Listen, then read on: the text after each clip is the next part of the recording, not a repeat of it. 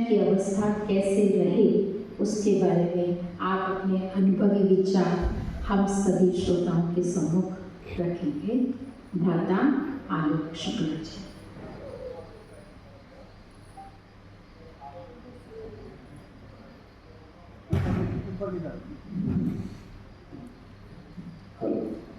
ओम शांति।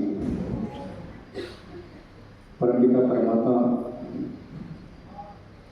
को सादर नमन, श्री बाबा को सादर नमन। मंच पर इतने सुमधुर और स्नेह शब्दों से मेरे परिचय का शकुंतला दीदी, आदरणीय राधा दीदी, नीति दीदी, सादर प्रणाम। और मेरे सामने सभी दिव्य आत्माएं जो हैं सबको मेरा कोटि कोटि प्रणाम। प्रकाश जी जो प्रकाश भाई युवा से पता नहीं आप आए हैं, उनकी वजह से आज मैं मंच पर बैठा हूँ, तो उनका बहुत बहुत धन्यवाद। और मैं इस ज्ञान सरोवर में तो क्या लगा रहा हूँ 3 दिन से, तो मैं क्या बताऊँ, मुझे ये समझ नहीं आता। मैं तो सुनने आया हूँ, सीखने आया हूँ, तो उसमें मुझे बड़ा अभी भी समझ नहीं आया कि आप लोग क्या बताऊँ। आप लोग से तो मैं सीख रहा हूँ, मैं जान रहा हूँ। तो मन की जो शक्तिशाली अवस्था है, आपसे बेहतर तो कोई, आप लोगों से बेहतर तो कोई बता नहीं सकता। हाँ, मेरे पास मेरा अपना अनुभव है। जब मुझे ऐसा मन की अवस्था के बारे में, शक्तिशाली अवस्था के बारे में जब पता चला कि आखिर कमज़ोर अवस्था जब होती है, तब उसमें से आप क्या, जब सबसे बेहद कमज़ोर क्षण होते हैं, उसमें जब आप कुछ शक्तिशाली सा महसूस करते हैं, तो वही एक ऐसा पल होता है जब मैं GPS पैरालिटिक अटैक आया और गले के नीचे पूरा मैं डेड हो गया। राकेश साहू जी मेरे मित्र बॉम्बे से बैठे हैं, वो जानते हैं। प्रताप सिंह जी, डॉली जी, ये सब जानते हैं। मेरी पत्नी नीतू बैठी हुई है, उन्होंने जो किया।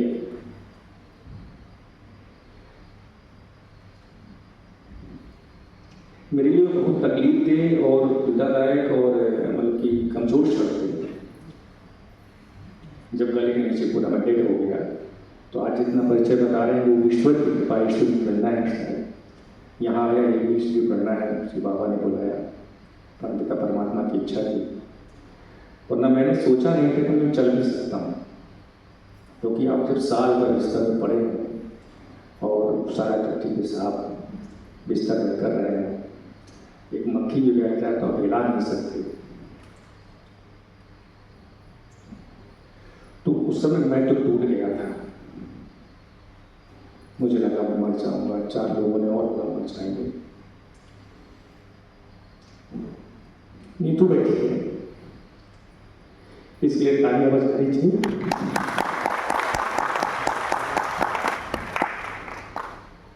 एक मौन पीड़ा से हम दोनों एक दूसरे को देखते थे।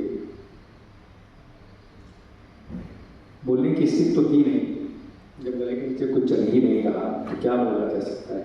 और आस-पास के सारे लोग ये, इवन मैं भी सोच रहा था कि मैं बचूंगा नहीं। मतलब इमेजिन नहीं करेंगे कि जब हॉस्पिटल से लौटा तो मैं 73 किलो वाला सिर्फ 55 किलो बचा, और जब घर आया तो 50 किलो, मतलब 23 किलो वजन 1 महीने के अंदर कर गया, सूख कर खाया। और उसमें समय कोई बचेगा नहीं, सब ने सोचा। लेकिन इसने दिव्यात्मा है मेरे जीवन संकल्प लिया, और कहते हैं संकल्प से एक ऊर्जा निकलती। तो उनके संकल्प से मुझे जो ऊर्जा मिली, उससे मैंने संकल्प लिया। मेरा अपना संकल्प नहीं था। लोग कहते हैं दूसरे के लिए संकल्प लिया जाता है। हाँ, लिया जाता है। मेरी पत्नी ने लिया, संकल्प लिया है। उस संकल्प से मुझे ऊर्जा मिली, और मैंने संकल्प लिया कि जो भी मैंने इतने सालों से, लगभग 40 साल से थिएटर कर रहा हूँ, लिख रहा हूँ, पढ़ रहा हूँ। लेकिन 400 नाटक नहीं है, वो 40 नाटकों पर सोच है। नाटक तो मैंने 1.5 दर्जन नाटक लिखे हुए हैं। हाँ, सोच किए हैं मैंने उसमें। तो मुझे लगा सब ये, मतलब जब आपके यहाँ जाने में कि आत्मा जो है, तो हम आत्मा के जो स्वरूप है कि मन है, बुद्धि है, और जो संस्कार है, कर्म है, ये सब बिखर गए। सब समेटने में उस संकल्प ने मदद की, और संकल्प में ये हुआ कि मेरा जो भी किया जा रहा है वो मैं मेरी मौत के साथ खत्म नहीं होने दूंगा। और तब उस बिस्तर में पड़े हुए धीरे धीरे रास्ते निकाले। आप बिलीव नहीं करेंगे, जो मतलब ईश्वर न करे ऐसी स्थिति का सामना करे, रात अति पूरे जैसे पूरा बदन दर्द करता था, उठ सकता नहीं था, चल सकता नहीं था, पूरा गले में पूरा बदन दर्द कर रहा है। ऐसे में कौन सा ध्यान, कौन सा मेडिटेशन, क्या कुछ समझ नहीं आता। लेकिन नहीं, वो संकल्प की जो ऊर्जा थी। और कहते हैं जो पसंद होता है, मेरे पिता बोला करते थे कि जैसे कोई बीमार होता था तो जो उसका पसंदीदा भोजन उसका बनाओ, उसको जो पसंद है उसको ही वही खिलाओ। मुझे पसंद नाटक था। उस नाटक ने मतलब जो संकल्प मिली, उस संकल्प ने एक और संकल्प को पैदा किया। उस नाटक ने मेरे अंदर एक चेतना पैदा की। तो जो लिखे थे नाटक, लोगों से फ़ोन किया, फ़ोन में यहाँ रखते थे बच्चे, मेरे भाई उठा नहीं सकता था, फिर वहाँ से बात करता था लोगों से कि ऐसा ऐसा है, ये कुछ लिखने के लिए होता था तो बच्चे लिखते थे, पत्नी लिखती थी। और उसके बाद फिर पहला नाट्य संग्रह आया 2021 में, साल भर के बाद। और वहाँ से कल सूरज भाई जी बता रहे थे कि न्यूरॉन्स होते हैं साइंस में जो है, तो वो जब आप अपनी पसंद का कुछ करते हैं, तो जो भी करें अगर वो आपकी पसंद बना लें या फिर जो आपको पसंद है वो करें, दोनों स्थितियों में आपके अंदर हार्मोन्स जो होते हैं वो रिलीज जो होते हैं, वो आपकी पूरी बॉडी को रिलैक्स करते हैं, कुछ नए रक्त संचरण करते हैं, आपको प्रसन्न करते हैं। और जब प्रसन्न होते हैं तो सारी चीज़ें, हम उसी तलाश में हम लोग भटक रहे होते हैं कि हमको खुशी मिले, प्रसन्नता मिले।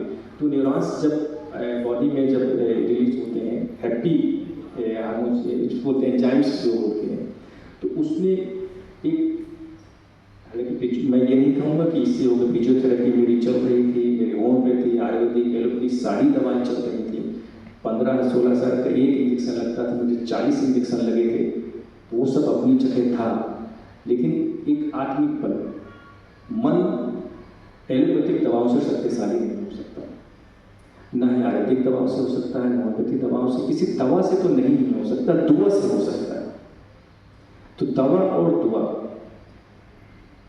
तो दुआओं में ये था कि जो भी था, जो पसंद का था वो मैंने किया, करता गया। उससे मुझे दर्द, मतलब कि मैंने बीमारी के बारे में सोचना बंद कर दिया। हम बीमार तब होते हैं जब बीमारी के बारे में सोचते हैं। बीमारी आप नहीं सोचेंगे तो शायद थोड़ा सा वो आपको रिलैक्स, थोड़ा सा दूर हट जाएगी। ये तो सोच ही नहीं रहा है बंदा, क्या करे। मतलब जैसे तनाव है, आप उसको खुद आमंत्रित करते हैं, उसको नहीं सोचेंगे तो वो नहीं रहेगा आपके पास। तो बीमारी के बारे में जब मैंने सोचना बंद कर दिया तो शायद बीमारी, मतलब ये कि सोचा कि ये तो बेकार है, ठीक आदमी नहीं है ये, तो धीरे धीरे जो है तो उसने बीमारी के दूर जाना शुरू किया। फिर मेरा अंगूठा चलना, अभी भी मैं कोई तरह से उंगली मैं ज़मीन से नहीं उठ बैठ सकता हूँ, लेकिन हाँ, आप इसी कल्पना करें कि जो गले के नीचे पूरा मर गया हो, 2-4 आदमी उसको, मैंने पहली बार अनुभव किया कि एक्चुअली डेड बॉडी क्यों भारी होती है। मैं जब गले के नीचे हो गया तो मुझे 4 आदमी भी बड़ी मुश्किल से उठा पाते थे, स्ट्रेचर से, मतलब कि 2 आदमी नहीं उठा पाते थे, इतना भारी हो गया। मतलब आपका बदन अगर नहीं चल रहा, काम नहीं कर रहा है, तो डेड बॉडी इसीलिए भारी, क्योंकि जब नहीं है आपकी सांस ले प्राणवायु हुई तो आपका बदन मिट्टी हो गया। तो गले के नीचे का पूरा मिट्टी बदन था, इतना वजन था कि लोग मतलब किसी हाथ छिल जाते थे, कुछ जाता, मुझे तो समझ नहीं आ रहा था। तो बड़ी मुश्किल से उठाकर रखते थे कहीं मुझे, और उस स्थिति में जो है कहीं अंगूठा चलना शुरू हुआ। फिर धीरे धीरे उठा बैठ के, मतलब गिरता पड़ता था, पीछे से 2 लोग पकड़ते थे, एक आगे से पकड़ता था चलने के लिए, ऐसे ऐसे ऐसे ऐसे ऐसे चलते चलते चलते। तो मन की शक्तिशाली अवस्था, मुझे लगता है कि आप अगर आध्यात्मिक हैं तो बहुत मदद करता है। मेरी दिनचर्या थी कि मैं सुबह उठकर पूजा पाठ करता था, नहा धोकर, लेकिन इसमें दिनचर्या मेरी नहीं हो पाई। तो आपको याद होगा रामकृष्ण परमहंस का मैं उदाहरण पढ़ा करता था कि वो इतने भाव विभोर हो जाते थे कि वो अगर लैट्रिन भी है तो भी मतलब वो स्तुति करते रहते थे माँ की। सेम उस वक्त मुझे लगता था ऐसे कैसे हो सकता है, बिस्तर पे पड़े पड़े, तो इतनी बुरी हालत थी। कितनी बार डायपर निकालेगी, कैसे 10-15 बार डायपर निकालना, बहुत ये हो गया था। मैं बिस्तर पर पड़े पड़े रोज सुबह जो है तो परमपिता परमात्मा का ध्यान करता था, हिसाब पढ़ा है, पोथी पढ़ा है, लेकिन मेरा ध्यान जो है मैं बस करता था, हनुमान चालीसा पढ़ता था उसी अवस्था में वो ये लेखन का कार्य कर रहा था। तो उसने मुझे एक अंदर आत्मिक प्रसन्नता दी। आत्मिक प्रसन्नता से मेरे अंदर एक आत्मबल पैदा किया, क्योंकि पसंद का काम कर रहा था।